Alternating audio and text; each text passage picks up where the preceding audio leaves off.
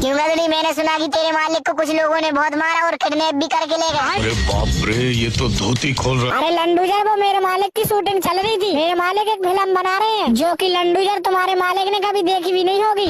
गजब बेइज्जती है। अरे लंडूजर, तू मेरे मालिक के बारे में तमीज से बोलना, नहीं तो मैं तेरे पिछवाड़े में ऐसी लात मारूंगा ना, तू अपने मालिक के पिछवाड़े में जाके घुस जाएगा।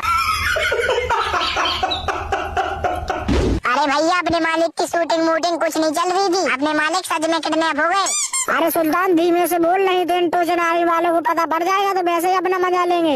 अरे गदड़ी, पता नहीं पड़ जाएगा, पता है मुझे। और किडनैप किसने करवाया है पता? मेरे मालिक ने। और अभी तुम्हारे मालिक की ठुकाई हो रही है। लो गदड़ी, मैं तुम्हारे लिए एक वीडियो सेंड कर रहा हूँ जो कि तुम्हारे मालिक की है, और उसमें सिर्फ आवाज ही सुना देगी तेरे मालिक की। लो देख लो।